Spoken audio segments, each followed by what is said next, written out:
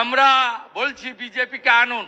সরকার গঠনের 1 মাসের মধ্যে সিবিআই যে হার্ড ডিস্ক গাজিয়াবাদ থেকে উদ্ধার করেছে, ওখান থেকে ওএমআর বের করে যোগ্যদের তালিকা করে আমরা সুপ্রিম কোর্টে গিয়ে ফেলে দিয়ে বলবো, হুজুর এরা যোগ্য, এদের চাকরি আপনি ফিরিয়ে দিন। আমরা কমিটেড, এর বাইরে কোনো কথা হবে না। সবাই জেনে গেছে এই ঘটনার জন্য মমতা ব্যানার্জি দায়ী। তাকে 16 বার সুপ্রিম কোর্ট সুযোগ দিয়েছে যোগ্য অযোগ্য বেছে দেওয়ার জন্য। এই সমগ্র ঘটনার জন্য দায়ী মমতা বন্দ্যোপাধ্যায়। একটাই আওয়াজ, দফা 1, দাবি 1, মমতার পদত্যাগ। এর বাইরে কোনো কথা হতে পারে না। আমরা বলছি বিজেপিকে আনুন।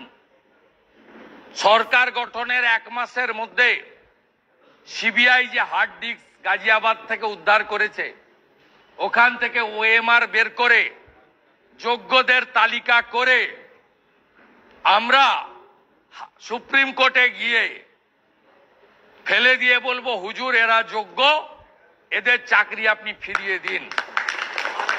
আমরা কমিটেড, এর বাইরে কোনো কথা হবে না। আর আপনি বলেছেন নেতাজি ইন্দোরে বিজেপি কথা রাখে না, অমুক তমুক ত্রিপুরা। আপনি জানেন না সিপিএম এর ভুলের জন্য 10,000 সামথিং চাকরি গেছিল। তাদের 1 বছর ধরে বিপ্লব দেব প্রাক্তন মুখ্যমন্ত্রীর সরকার মাসে 30,000 টাকা করে দিয়েছে, এবং পরবর্তীকালে সুপ্রিম কোর্ট রাজি হয়নি পুনর্বিবেচনার জন্য।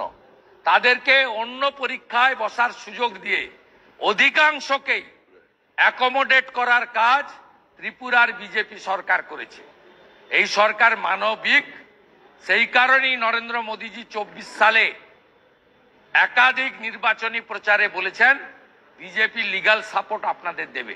এখনো আমি মনে করি যারা যোগ্য, যাদের হাতে ওএমআর এর নাম্বার আছে, তারা যদি ইন্ডিভিজুয়াল রিট করে সুপ্রিম কোর্টে, তাদেরকে লিগ্যাল সাপোর্ট বা লয়ারদের যে ফিস দেওয়ার কাজ, আমি তো বলেছি আমরা 65 জন বিজেপি এমএলএ আমাদের বেতন থেকে দিয়ে দেব, আপনাদের খরচ করতে হবে।